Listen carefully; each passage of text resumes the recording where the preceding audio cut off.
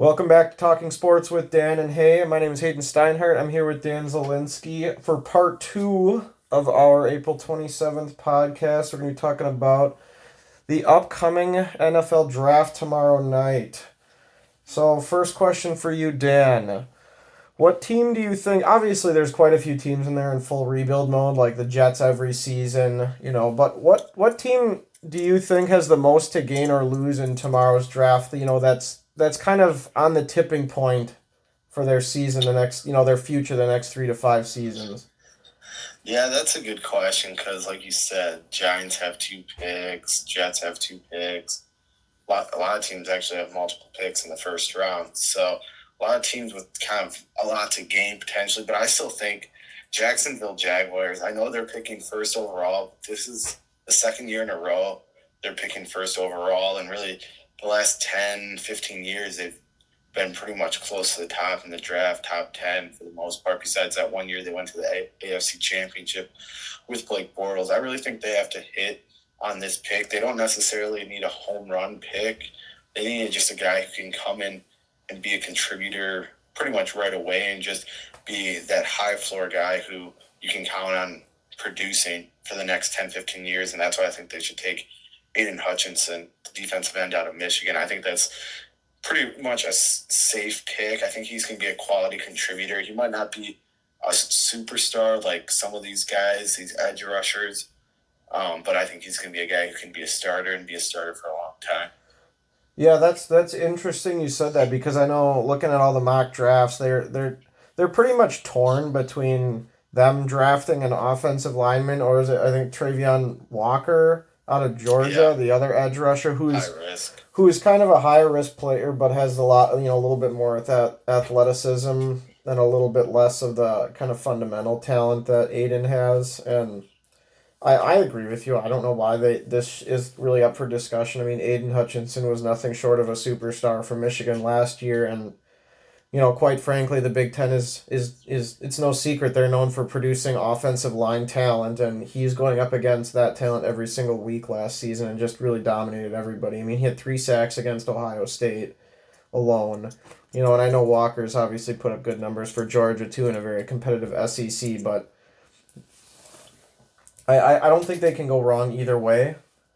But I guess I guess if there was more offensive talent in this draft and the skill position players, it's like some real superstar wide receivers. And don't get me wrong, there's some good players, but there's no real superstar running backs or wide receivers.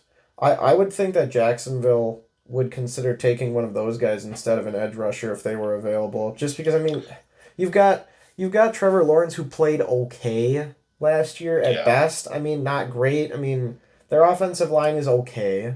It's better than, the Jets, but it's not great. But I just don't see where Trevor Lawrence has to go with the football next season. Like, Yeah, they signed Kirk. Signed another few who's pieces probably their for best receiver at Kirk? Oh, yeah, yeah.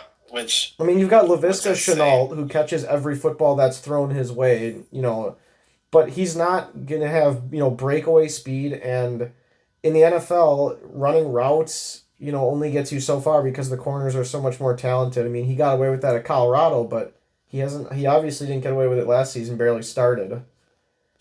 Yeah, I mean, I wouldn't mind Jacksonville taking an offensive tackle first overall because protect Trevor Lawrence, who is your future, And and their you defense invested a isn't lot in bad already. either.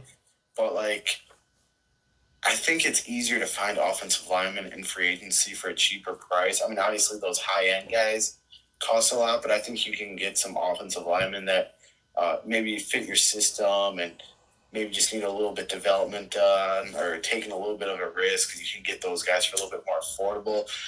Whereas a defensive end, you can't. It's hard to get an impact defensive end for cheap in free agency like Yeah, it that's a is. good point. So and Trayvon Walker, I mean, I know the guy had a good combine, measured well, things like that, and definitely has the look and intangibles to be an impact player in the NFL. But the guy only had 6 sacks last year, and he was on a defense at Georgia that was extremely talented and shut out and shut down opposing offenses a lot. So the guy yeah, might have the intangibles, but he didn't show it in college. And I know that doesn't always mean a guy's going to be successful or not in the NFL. But when you're the Jacksonville Jaguars and you consistently are taking these projects towards the top of the draft in the first round and haven't had success with that, and even as a franchise, I think you just need to go with a safer play here and someone that you think can contribute for a long time and not be necessarily the risk a Trayvon Walker is. Yeah, and what you're talking about with, these guys that measure well and have the intangibles, those are guys that they you don't take them with a first overall pick. Those are guys that maybe like were third, fourth rounders, measured well, had a really good combine, and jumped to the first round, but late in the first round, or a team jumps up and grabs them early. But there's by no means is any team jumping to grab the first pick in the draft because they measured well. That I completely agree with you on that, and I think the Jaguars will screw this up like they always do. ESPN and all the other news outlets have reported that the Jaguars are leaning away from Hutchinson and looking towards either Walker or an offensive tackle or guard, Stupid. which Yeah. they need the offense. Like you said, keep your future on his feet in Lawrence, who needs all the help he can get. But the Jaguars will screw this up. They always, they're similar to the Jets, where it doesn't matter how good players you draft, they just for some reason always turn out poorly. Yeah, exactly. And when we look at the draft too, there's a lot of teams that are interested in receivers. It seems like in the first round. Mm-hmm. I saw a report today how the Cowboys, Chiefs are both trying to trade up potentially to get one of these receivers. Which receiver do you like best here in the first round? Yeah, I like Olave. I mean, Mm-hmm. he's another guy. He's proven himself in throughout college football. And this is a draft that's not extremely deep this year, as a whole. There's not a lot of like top. I would say like first round pick type wide receiver talent. There is that one player from North Dakota State who is kind of creeping in. He could be another guy that, maybe somebody like the Packers use with their second first round pick like they did to reach up a little bit and kind of groom somebody like, similar to Adams before when he came to the Packers in the draft. But, now that you brought up the Chiefs and the Cowboys, that was kind of my second point. Outside of the Jaguars, who I think have a lot to lose here, I think the Chiefs, Cowboys, Saints, and Packers are really the four teams that should be highlighted as the winners and losers. I think their near future, now between now and the next 3 seasons is going to be determined in this draft. I mean, you have the Packers obviously who have arguably the worst wide receiver locker room in football right now. And you've got the Cowboys who pretty much gave away Amari Cooper for free. Obviously you've got, two other guys that can catch the football still, and a decent tight end. But the Saints, again, with Michael Thomas being in, that mess, that train wreck that turned out to be. And obviously the future at quarterback there is still in question. And now they're looking for receivers. And then the Chiefs decide to give Tyreek Hill away for no reason. And I think, what did Byron Pringle left too, I believe, or another one of the other guys left. I mean, I think the Chiefs and the Packers have the most to lose here. Because the Saints, just with the way the Saints offense is run, they've never thrived on having immaculate receiver talent. I mean, Michael Thomas obviously was incredible, but they've had average receivers that have thrived. But there's no Drew Brees anymore, and no Sean Payton. I like Chris Olave. I think he's the best receiver in this year's draft. It seems like there's going to be a run of these receivers somewhere in the draft, and I hope one gets to the Packers' first pick. I want to say it's at 22. Yeah, it's 22. And I think it could go earlier than that, so they might have to trade up if they want one of these guys. Olave and Jameson Williams, a receiver from Alabama, I think are the best two options. But I think those two, I'd be shocked if either one of those were on the board for the Packers in the 20s. I don't understand the love with Drake London, the receiver from USC. Sure, he's got good size at 6'5". So there's loads of players that are 6'5". I mean, that's not like a highlight. But he's not quick. No,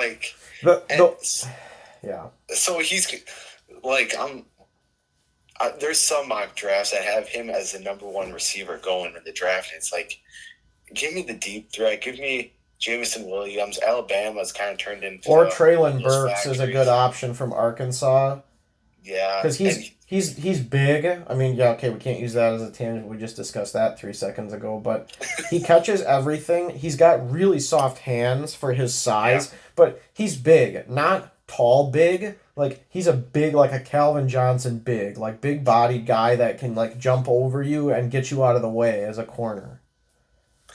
I think he could definitely be. He'll definitely, I think, be on the board still. In He's 20s, probably going to be the guy the Packers if they don't if Olave is not available. The ideal draft for me for the Packers, and they will screw this up. Mark my words. Yeah. Tomorrow we're going to be sitting at Buffalo Wild Wings or wherever you're going to be sitting, at midnight, and the Packers are going to draft a frickin' offensive guard. They are. I mean, the latest ESPN mock draft even has them screwing it up, even though. Adam Schefter and everyone else, Todd McShay, whoever, Kirk Herbstreit, I don't even care who it is.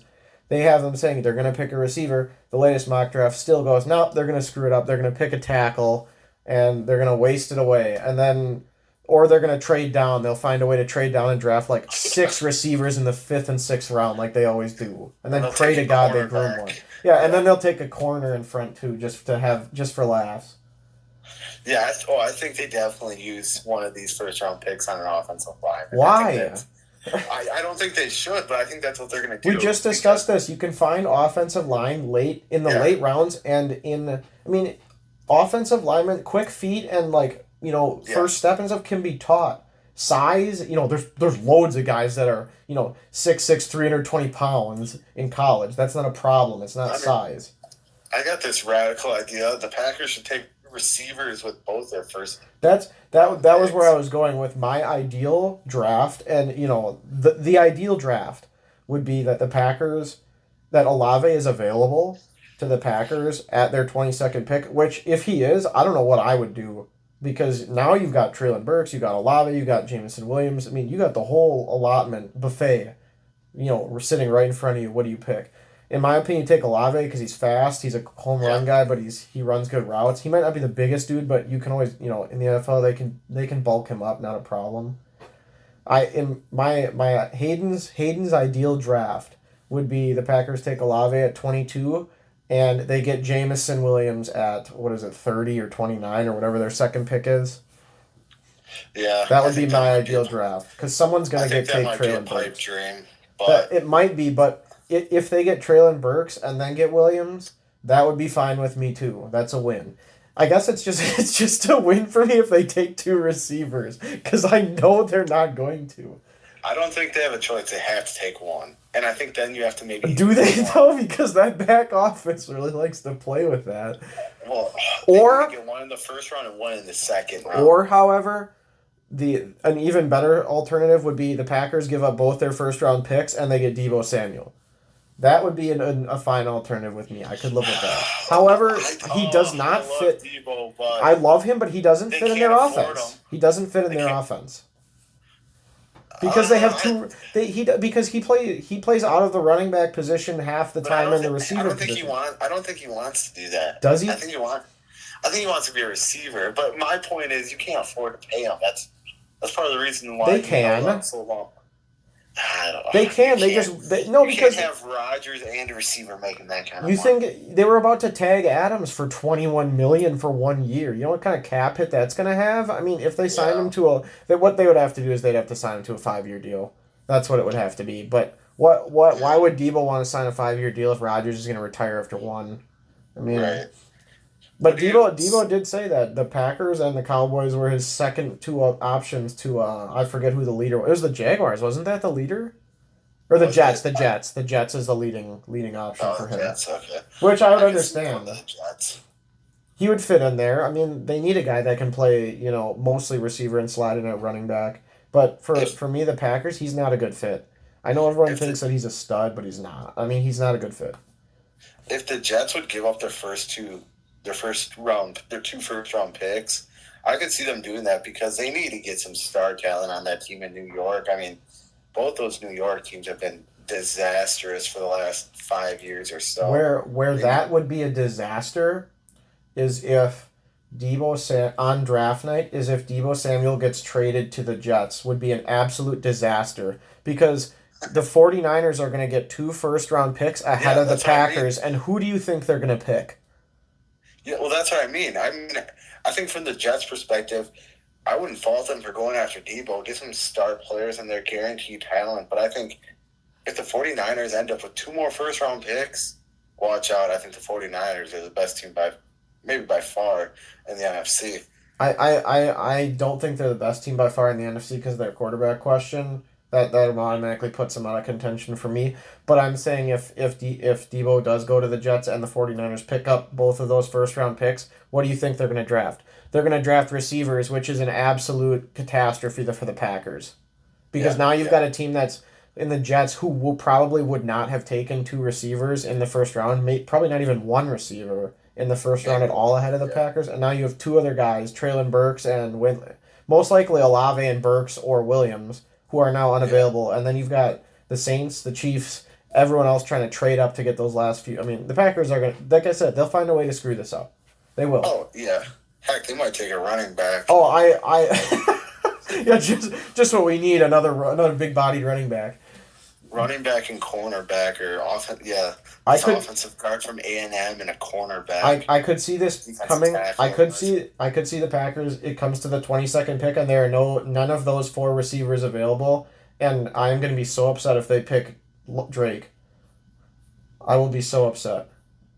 What do you think about David Ajabu, the outside linebacker from Michigan? I wouldn't pick him. But the Packers have a slight need at edge, but I mean, he would be a third start. I mean, Gary turned out fantastic for them, obviously, and they still have one of the Smiths to play the other side, so they're kind of set there. I don't think Ajabo's really, he's not necessary, but he fits into their for sure fits right in. Value pick. Oh yeah, but not at 22. In the second round, but yeah. Plus, he's coming back from Tornick. He's not even going to play this season, so that's a reach for me. If you could get him in the second round, that would be a nice pick. Yeah, it'd be a good. That'd be a nice pick. I've seen it in some mocks, but I think he's probably going to go early second. I mean, I would take him early second.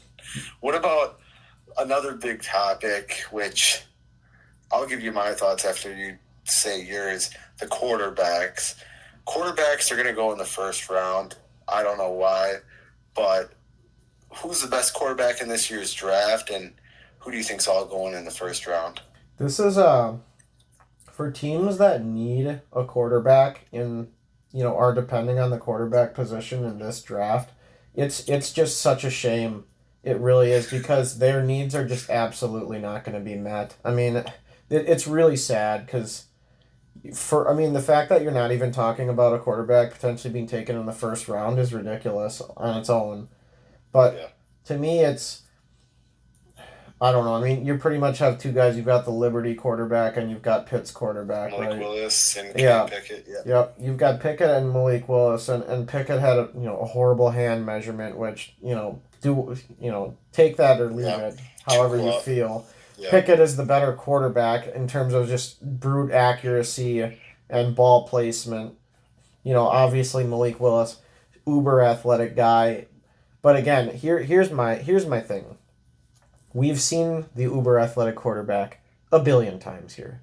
We have. They have a few good games, and then they throw 4 interceptions, fizzle out, have a year-ending injury, and they're not the same anymore, or they just don't have the accuracy and end up throwing a lot of interceptions. Case in point, every Ohio State quarterback since 1990. Insert a name here. I don't care which one. They're all the same. You've got the only outlier from that is Lamar Jackson. And he still throws like 4 interceptions like a couple games a year. But he makes up for it, obviously, in his running ability and ability to not get laid out and get injured. He kind of falls down like a good receiver, where, they kind of avoid heavy contact, which is fine. Right. He does a good job of that, so while still making it work. He's the only guy who's a super mobile quarterback. And his accuracy is obviously in question. So I just can't justify taking. Russell Wilson doesn't have the mobility. He's not. Russell Wilson is not. I don't categorize him in that because of his arm strength and arm talent. Yeah. But the category of quarterbacks I'm talking about, and so does all the viewers. It's the same thing. We go through this every single year. Yeah. So I wouldn't touch Kenny Pickett. I don't think he's that good. He needs a glove and a chance just to hold the ball. And But I'm talking, for Pittsburgh teams can who don't draft have a him. choice, what you have to make a choice, right? No, I don't. I don't think you draft these quarterbacks in the first round. If you're desperate for a quarterback, go trade for 1 year of Baker Mayfield or Sam Darnold. He's going to be better than Pickett or Willis. They both suck, but then if you're bad, well, Darnold is really quarterback. You can get one of the guys next year in a deeper quarterback draft. Like, I mean, I just would not burn like the Panthers. Why would you burn a 6th overall pick on one of these quarterbacks? None of these guys are your franchise quarterback, most likely. Who do the Panthers even have right now as the starting quarterback? Sam Darnold. And honestly, how do you feel about him? Because he's a really interesting topic, right? He had a fantastic start to the year. They're 4-0, and then he got hurt. I don't know why they're so quick to move. I know why they're quick to move. Well, yeah, because he's seen ghosts. No, because Matt Rule and the GM are both on the hot seat, and if they don't have a good year this year, they're out. Yeah, it has nothing to do with Darnold. It does nothing to do with him. It has to do with them. Darnold, I don't think is bad. He's an average quarterback, but like, is he worse than Malik Willis or Kenny Pickett in their first year? Right? Because think about it this way. Is he worse than them in their first season? Because that's what matters here. Because if you're the Panthers and you pick up one of these guys and you have a terrible year, Matt Rule and the owner, or Matt Rule at least, is gone, and you're doing the same thing next year, and there's probably more quarterback talent in the draft. So you got to decide which one is the worst case scenario. Are you going to waste a high first round pick on a quarterback who you're probably going to be drafting another one next year? Or are you going to pick a guy that can be good for 10 years? Well, I mean, when you write it that way, it's easy, but it's not. So, I don't mind Malik Willis. I wouldn't take him in the top 10 or 15. If I'm like a team like the Steelers at 17, I'd consider it because usually... I wouldn't because he's their starter. But this is a guy I would take. If you could get him in the second round, that would be even better. But it wouldn't shock me if this guy goes in the first round. And, yeah, you said it, Desmond Ridder. I think he's the best quarterback in this year's draft. I do too. Size, he's pushing. He's big. 6'4", he's mobile. Good mental makeup. Accuracy's not bad. Good arm strength. Good mobility. He's not great at anything, but he's good at everything. I'd rather try to get this through an early second round than burn the 6th overall pick on Kenny Pickett or Malik Willis. Yeah, I completely agree. I think Desmond Ridder kind of reminds me of Josh Allen a little bit. He doesn't have the arm strength Josh Allen does. Maybe not a little bit worse accuracy. But like I said, he's not great at anything, but he's good at everything. Malik Willis, he's a great athlete, but his accuracy's not good. Right. Pickett, obviously the small hands, that's an issue, right? The dude is not mobile by any means. I mean, his accuracy is great, but his arm talent, probably average to below average. So, I mean... Yeah, I totally agree with you. I think Ritter's the guy that should be taken in the first round. But I don't even know if I would take these guys in the second round. I mean, there's got to be other... How could you not... There's got to be some backup quarterbacks or other guys that have been around and have a little bit more experience. I mean, I'm not going to go, picking up like Darnold, but... Kenny Pickett is older than Jordan Love, and Jordan Love's been in the league for 2 years. Like, give me the guy who at least... has been in the NFL, understands an NFL system, has played some games. Yeah, it hasn't been that great, but, like, at least you could put him in week 1 and know he's at least played against NFL defenses, where Kenny Pickett hasn't, and he's a complete wild card. And he's older, so, and he's less mobile, so, I mean, I don't know. I like Kenny Pickett. He should be drafted, but I think that him and... Willis are benefiting from the fact that this year's draft is horrible at the quarterback position. Because if you think about it, those two guys, they would not have even been in first or second round conversation in the average NFL draft with like SEC and ACC and Big Ten talent coming out. They would be third, fourth, fifth round picks. And I think just because of the QB need for NFL at some franchises, they're being bumped so far up. And I think it's a shame. Fantastic for those two guys. I hope that they really do fantastic. I really do, but I just you're reaching on the average for an average quarterback. And I think, I know it's going to be one of those crud franchises like the Panthers, who have been mediocre since they went to the Super Bowl. Or the Giants are gonna blow a pick on one of these Yeah, guys and or when they something have like a that. quarterback who's actually not as bad as everyone thinks, Exactly. the rest of their team is just usually lined up on crutches after the first game. Yes. Saquon Barkley, I don't think he's played in the NFL in like 4 years. He's been hurt every year. He played. So, He was active the entire last season. I think um, he had a I thought he couple. was I mean, hurt he had the a entire sprain. year. Oh yeah, he was. He had an ankle injury the entire year, and then Booker actually played well. So his career is probably coming to a shortened end. Yeah, we'll see. I don't know. The Packers are always a wild card, so um, Yeah, they're hopefully, not. They're extremely predictable. They do the same thing every year. yeah, they're gonna get their offensive lineman. They'll get some sort of defensive player, either an interior defensive lineman or like defensive back. The And hard thing to argue with is the offensive linemen that they pick always turn out to be 10-year studs. right, Like, so it's hard to argue with that, but like, when you look at this way, they haven't won the Super Bowl since 2010 with Aaron Rodgers. At the end of the day, obviously they're not getting the job done in the draft. You know, they're right, going 13-3 every year and not winning the Super Bowl because the receiving talent's garbage. It's not because Aaron Rodgers is getting sacked 10 times a game. no. I mean, he is getting sacked 10 times a game anyway, but But I mean, like that's why they lost the playoff game because Rodgers only had Devontae Adams that he could rely on. well, they lost that playoff game because of the weather. Well, I mean, okay, they should be better playing in the weather than anyone else because they're used to doing that. Yeah, it was kind of reverse psychology there, where it kind of worked out in the 49ers' favor because of the style of football they play. Like, I guarantee if the Packers were playing the Chiefs, that would have been a much different game. Right, right. Yeah, we'll see. I don't know. Hopefully the pick comes in for the Packers, at least the first one before 10 o'clock at night. So, Yeah.